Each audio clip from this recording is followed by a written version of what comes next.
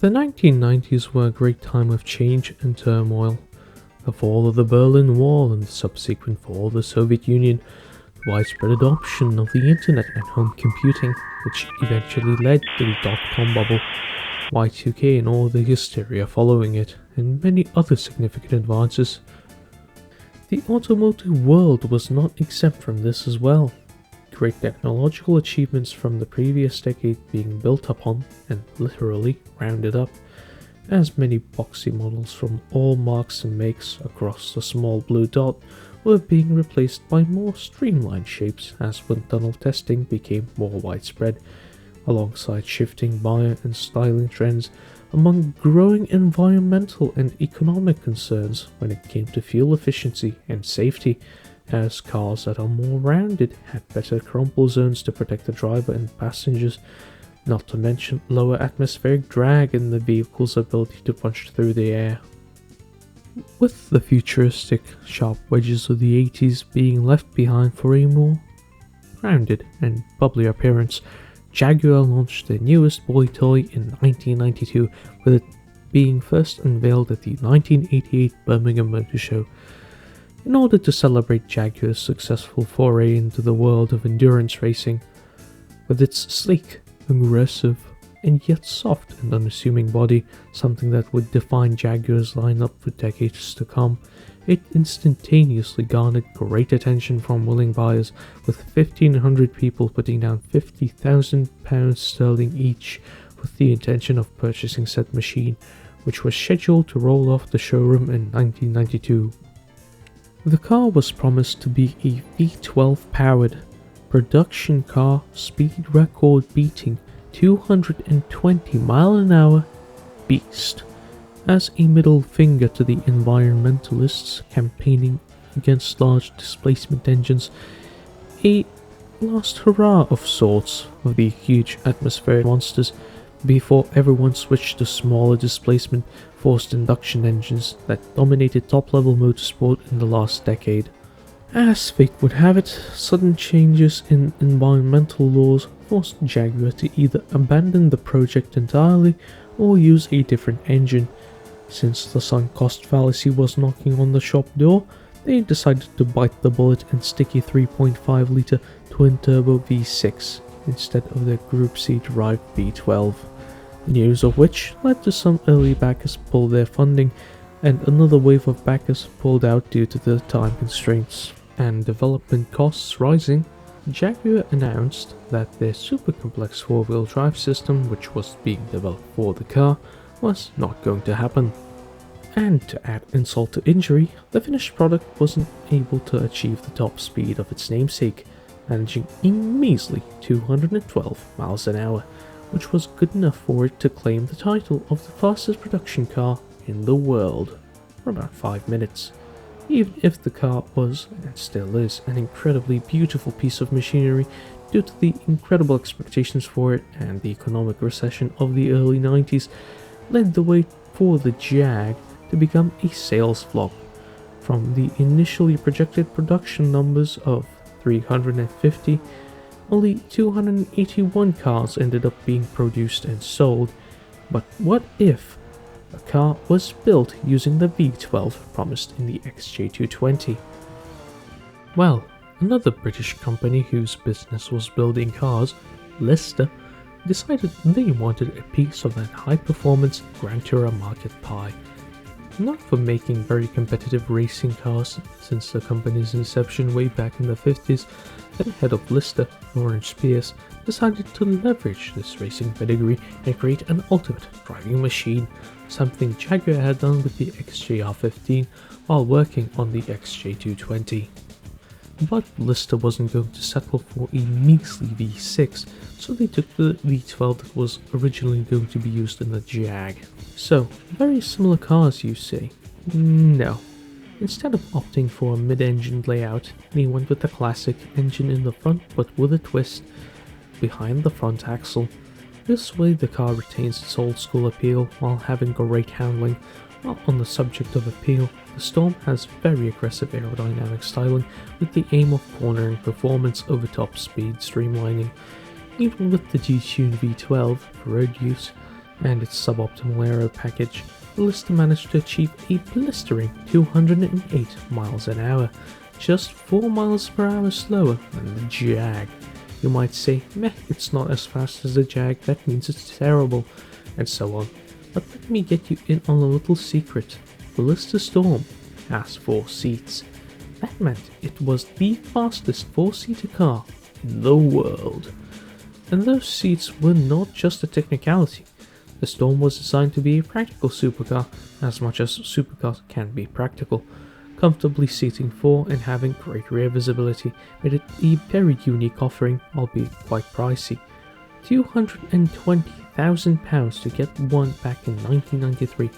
Many buyer prospects were put off by this, and the fact they were asking such big money right after a recession only led to 4 road-going vehicles being produced. Not deterred, emboldened even, Lister decided to create various racing versions of the Storm, where it went on to find great success in the World Endurance Circuit, where it ran in the GT class, later GT2, due to the GT1 class being overran by prototypes like the Elise, the R390, CLK LM, and many others. It went on to achieve an impressive 11th place overall and second class finish at the 1995 24 Hours of Le Mans, consistent podiums and race wins in both local British and World GT series, of which it had conquered the former twice in 1999 and 2001, while managing to take home the title of the latter, sandwiched right in between on year 2000, so rather competitive. Both cars were commercial flops, as the XJ didn't meet projected sales figures and the Storm only sold 4 road-going cars, with the numbers being brought up to the double digits with the inclusion of race cars. Now, how do these machines do in Gran Turismo 2? Both of them appear in their racing modified gowns, the GT World Championship and the GT All-Star Series. Both look terrific, but they're not very fondly remembered for their appearance, to the dismay of many, but because of their performance, or lack thereof. Due to programming errors, or PD just being lazy as per, the XJ220 and the Storm, as far as I know, only come with their racing modifications applied. I'm not sure if they had their weight dropped. For the XJ, it's not as bad as you might think. Sure, you can slap a massive turbocharger on it and have it make nearly 1,000 horsepower driving the rear wheels, but what matters most is the fact that it comes from the special section of the dealership, usually reserved for racing models, which come with all the bits and bobs that constitute the nomenclature, whereas the Lister possesses none of those things stock. You can clearly see how the AI struggles to drive in any sort of haste, not to mention the fact that its weight reduction formula is wrong, and the racing modified Lister is about 250 kilos heavier than its real-life counterpart. This made it one of the biggest laughing stocks in the game. Fortunately, some very talented people are working on fixing this issue, as you've probably already know about the GT2A spec mod, which is currently in its in-dev phase, with some people getting their hands on it early. Back to the topic at hand, the fully race prep Lister still feels a bit sluggish, purely because of its weight.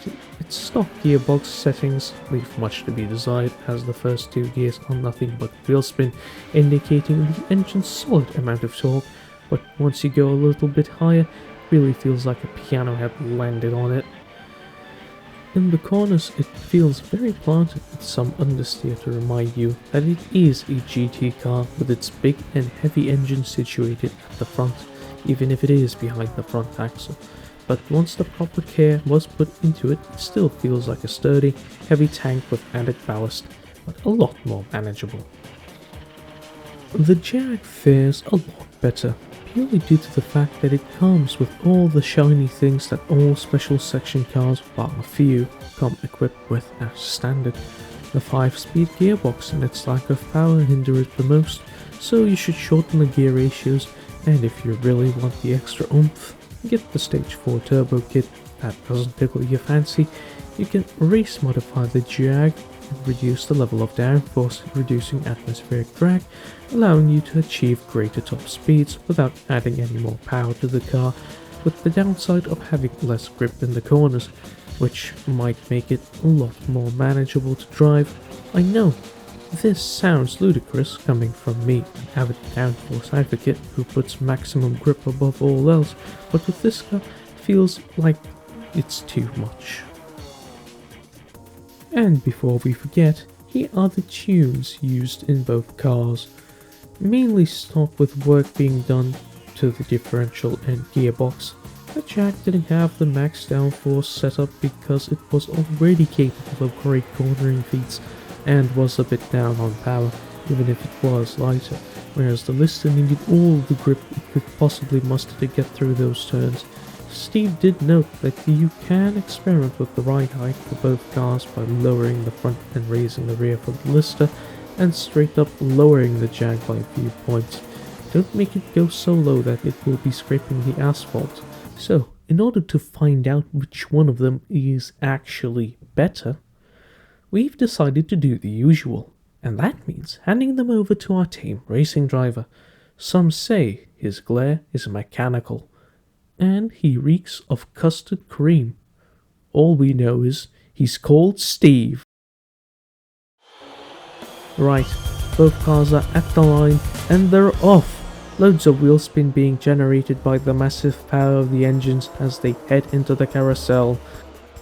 The Jag has a very tight line in comparison to the Storm, same goes for the chicanes leading up to and in the thumb.